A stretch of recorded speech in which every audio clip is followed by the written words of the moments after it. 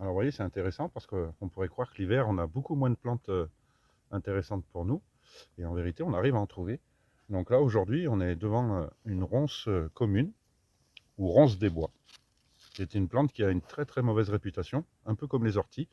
C'est-à-dire que je suis sûr que tout le monde a essayé d'en détruire chez lui parce que c'est une plante très envahissante et piquante. Pour autant, elle a pas mal de propriétés et elle est très très intéressante. Tout d'abord, les buissons. Alors là, vous êtes vraiment sur une petite partie, mais lorsque ça fait des buissons, il y a énormément d'animaux qui viennent ou s'abriter, comme les lapins ou les sangliers, les oiseaux qui viennent nicher, les araignées et tout un tas d'insectes. Donc c'est un biocope, on va dire, un petit monde extrêmement intéressant pour les petits insectes et les animaux. Ça, c'est la première chose.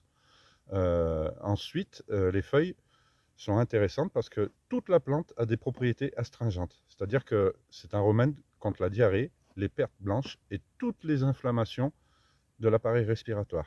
Alors en général, on consomme voilà, les feuilles en infusion pour soigner toutes ces maladies. C'est vraiment super intéressant. En plus, on a des fruits qu'on appelle les mûres ou les mûrons qui sont également consommables et qui sont très bons, soit à la main comme ça, ramassés direct, soit en confiture ou en gelée.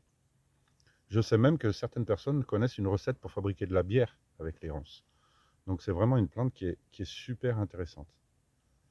Également, en consommation quotidienne, elle peut réguler le sébum et donc lutter contre tous les problèmes de peau. Alors en usage externe, c'est aussi utilisé pour soulager les plaies et les inflammations de la gorge. Donc vous voyez, une vaste panel de soins avec cette plante qui pourtant bénéficie d'une très très très mauvaise réputation. C'est dommage.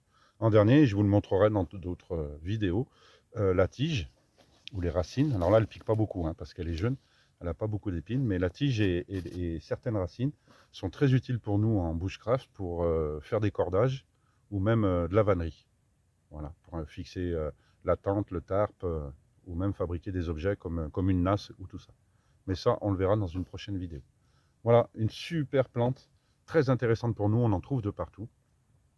Très envahissante, très piquante, c'est pour ça que beaucoup la détruisent. Et pourtant, elle a des intérêts vraiment super sympas.